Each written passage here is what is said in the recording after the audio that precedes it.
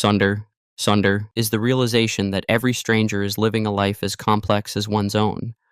A person sitting in the next car may seem ordinary, quietly tapping their fingers on the steering wheel, lost in thought.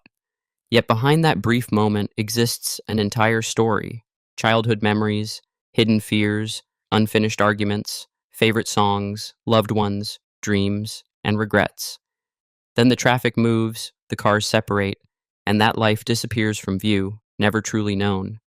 That feeling is called Sonder, the quiet realization that every person nearby is living a life just as real, full, and complex as one's own.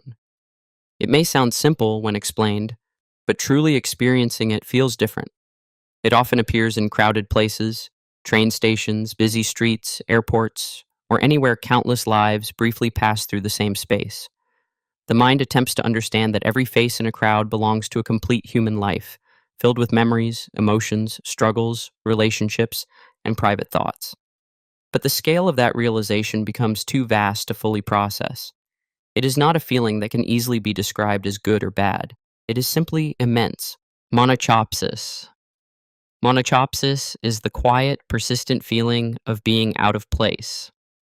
It can appear at a party, a work event, or any gathering where others seem comfortable and conversation moves naturally.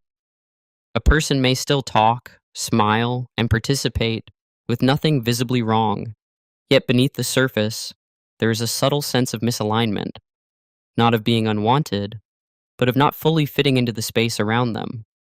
What makes monachopsis different from simple shyness is that it does not always fade once a person relaxes or becomes more comfortable. It feels more like a quiet mismatch between the person and the room, as if they are moving on a slightly different frequency. No amount of adjusting fully removes the gap. Those who experience this feeling often may carry the quiet belief that somewhere there is a place where belonging would feel natural, a room they could enter without needing to perform, adjust, or question their place within it. Limerence. Limerence is the intense emotional state that can appear in the early stages of attraction. After only a few conversations, the mind may begin to focus on one person repeatedly, giving them far more importance than the situation realistically deserves. A simple message from them can create an unexpected rush of excitement, even when very little is truly known about who they are. Limerence is more than a simple crush. In the 1970s, psychologist Dorothy Tenoff used this term to describe an intense, involuntary form of romantic fixation. What makes limerence different is that the person does not simply choose to think about someone constantly. The mind returns to them again and again, searching for signs of reciprocation.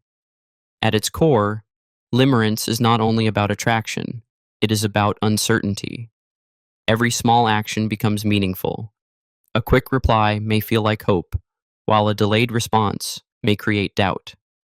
Once that uncertainty disappears, whether the feelings are returned or not, the intensity often fades, revealing that much of the emotion was driven by the need to know where the other person stood. Hiraeth. Most people understand nostalgia, that warm yet slightly painful longing for the past. But Hiraeth goes deeper. It is not only the feeling of missing a time, but also a place, an atmosphere, or a version of life that no longer exists.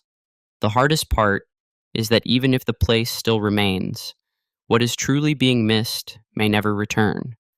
A person may return to a place from the past, but it will never feel exactly the same.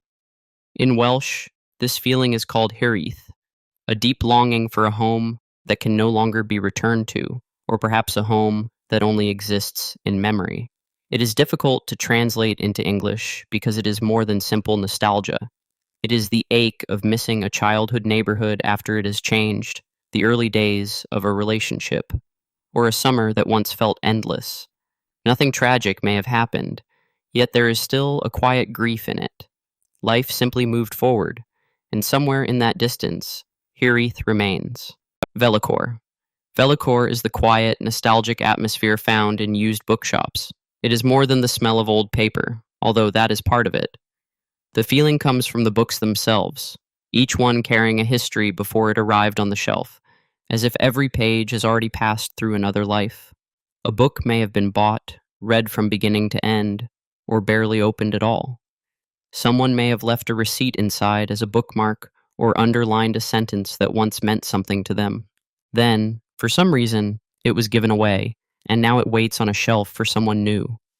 This feeling is called Vellichor, the quiet, slightly melancholic atmosphere of used bookshops and secondhand stores. These places are filled with objects that once belonged to someone else's life, but no longer do. The sadness is not heavy, it is gentle. It feels like a soft reminder that time passes, things change hands, and the world is full of small histories waiting to be discovered. Anemoia. Anemoia is the strange longing for a time one has never personally experienced. It can appear while looking through old photographs, watching footage of a city street from the 1970s, or seeing home videos with faded colors and an outdated frame. There is a pull toward that era. Its look, its pace, its atmosphere, even though no real memory of it exists. There may be no clear reason to miss something never personally experienced, yet the feeling itself can be very real. This is known as anemoia, nostalgia for a time one has never lived through. It often happens because old media tends to preserve only selected moments. The photographs that remain are usually the meaningful ones, and the footage that survives often shows celebrations, peaceful scenes, or ordinary days someone once believed were worth remembering. What is being seen is not the full reality of living in that time. It is a highlight reel, shaped by memory, preservation, and an aesthetic that now feels warm and familiar. The longing is often not truly for the past itself, but for a sense of simplicity. And the past becomes the easiest place for the mind to place that desire. Kenopsia. Kenopsia is the unsettling feeling of seeing a place built for crowds after everyone has left. A school during summer break, an office on a quiet Sunday evening, or a stadium after the game has ended can feel strangely hollow. The lights may still be on, objects may still be scattered around, and the space may still seem ready for people, but the people are gone. The chairs, signs, and layout all suggest that people are meant to be there. When they are not, the space feels strangely wrong in a way that is difficult to explain. This is Kenopsia, the eerie feeling of being in a place that was once full of life but now feels abandoned. It is different from an ordinary empty room because the absence itself can almost be felt. Without knowing the place was once crowded, it might seem like just another empty space. But because its purpose is clear, the emptiness feels heavier. The same feeling can appear in old social media profiles, forgotten messages, or home videos of people who are no longer present. The structure remains, but the life behind it is gone, and that gap creates something deeply unsettling. Occhiolism.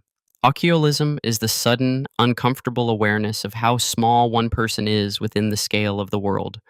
It can appear while staring at the sky, feeling exhausted, or thinking too deeply about existence. There are billions of people alive at this moment, each living their own life, while the universe stretches so far that its size becomes almost impossible to understand. One person exists in one place during one brief moment in history, yet a small, awkward memory from last week can still feel enormous inside the mind. That feeling is called Occhiolism, the awareness of how small one individual experience is compared to the scale of everything else. For some, it can feel freeing, as if the pressure of daily problems becomes lighter in the larger picture. For others, it can feel unsettling, as if stability briefly disappears. Often, it feels like both at once. It arrives unexpectedly and fades in its own time.